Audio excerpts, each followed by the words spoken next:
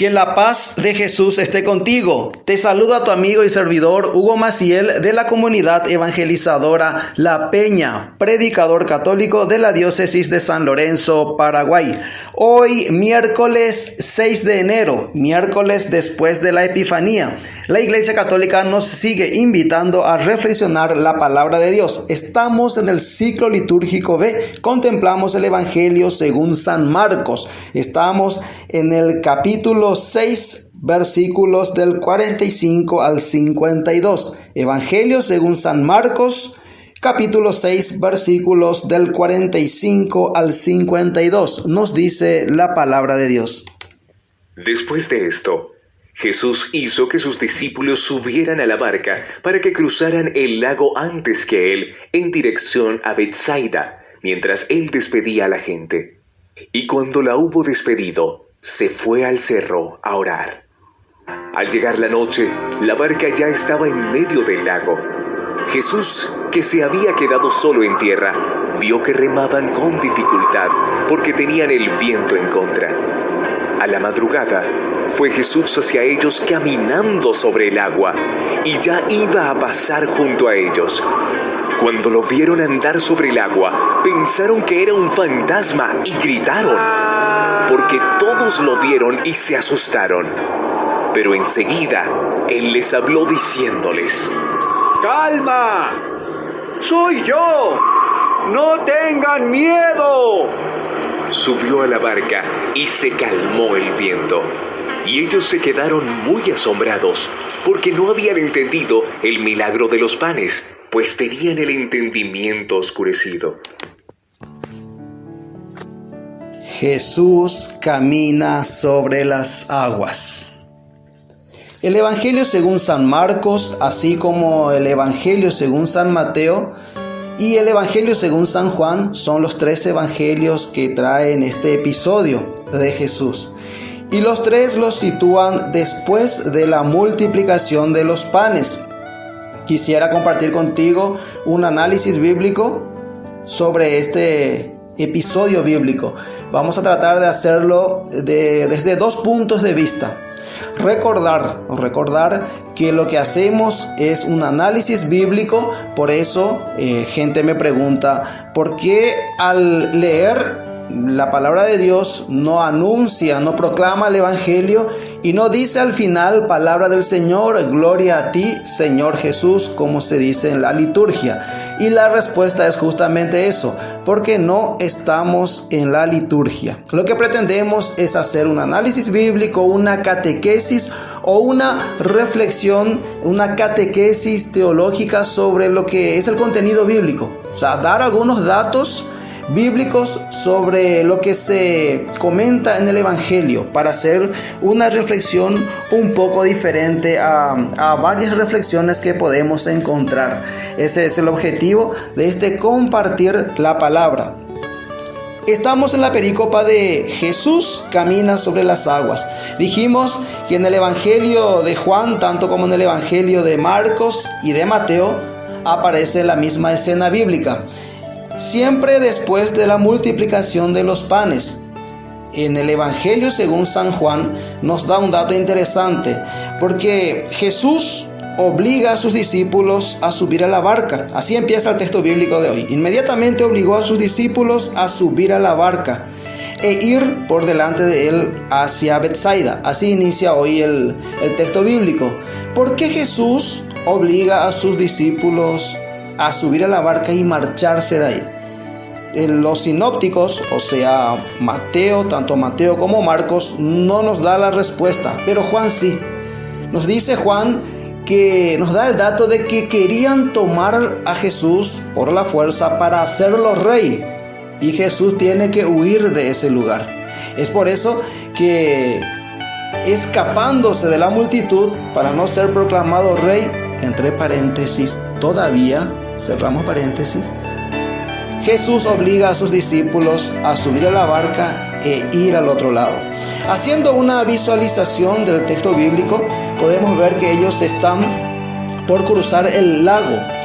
Al cruzar el lago de Genesaret, que tendría unos 10 kilómetros de trayecto entre una orilla y la otra, es que ellos emprenden el camino para la otra orilla. ¿Jesús qué hace? Jesús, después de haber tenido una jornada muy agitada, muy agotadora, como habíamos dicho ayer en nuestra reflexión, cuando justamente compartíamos la perícopa que antecede a esta, que es la primera multiplicación de los panes, según el Evangelio de San Marcos, habíamos visto que los discípulos volvían de la misión y tanto Jesús como los discípulos estaban muy saturados por la gente. Mucha gente acudía a Jesús, mucha gente, muchos enfermos, gente con muchas dolencias venían tanto para escucharlo como también para ser sanados por Jesús.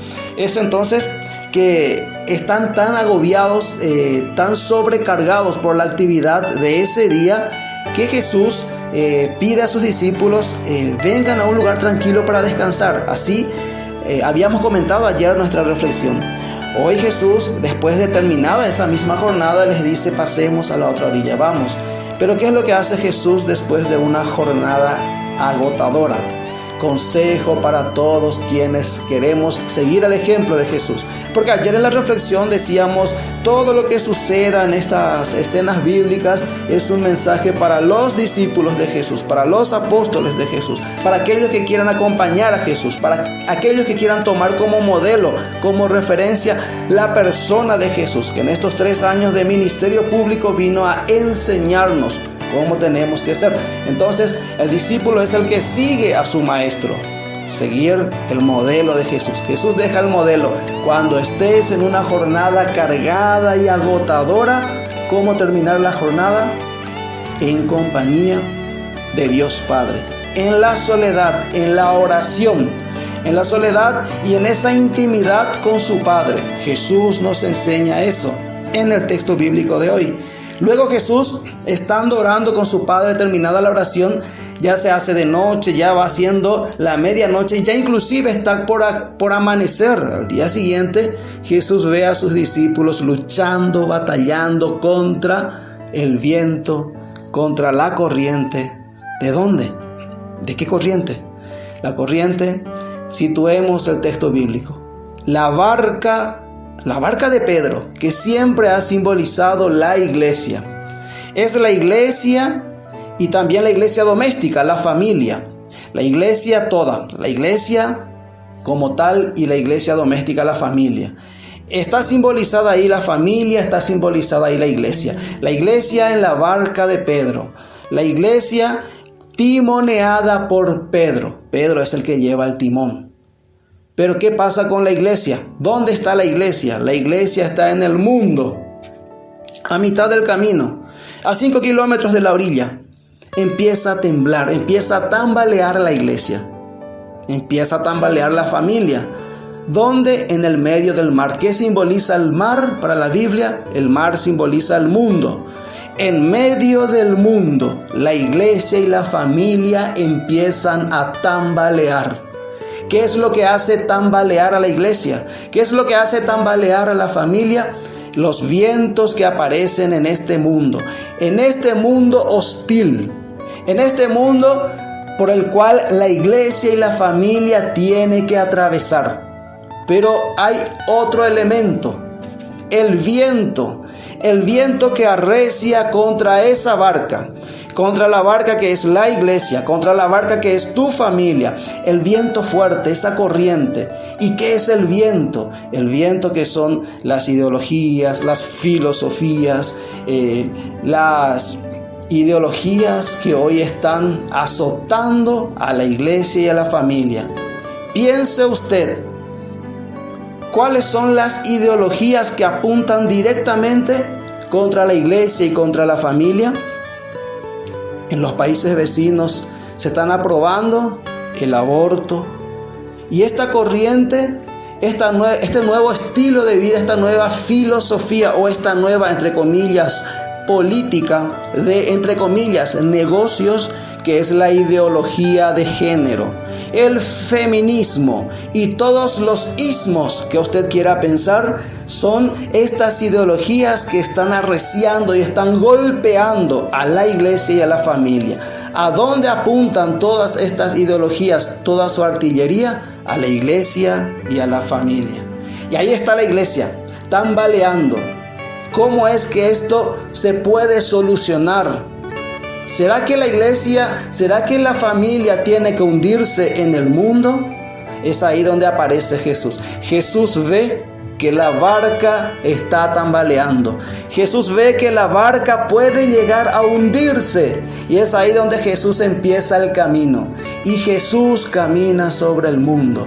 Jesús camina sobre las aguas. Jesús camina sobre el mar. Jesús se pone en camino. Los discípulos se asustan. Se asustan. ¿Por qué se asustan? La clave está en el último versículo del Evangelio de hoy. Tenían su mente embotada. Tenían su mente cerrada. No entendían lo que estaba sucediendo. Jesús se acerca y Jesús les dice: no tengan miedo. Ánimo, no tengan miedo, soy yo. Ánimo, no tengan miedo, soy yo. ¿Es Jesús la solución para que tu familia no se hunda? ¿Es Jesús acaso la solución para que la iglesia deje de tambalear?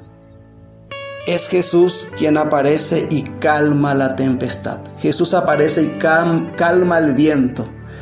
Es la ausencia de Jesús lo que mete miedo, angustia y desesperación a los miembros de esa barca, de la iglesia y de la familia.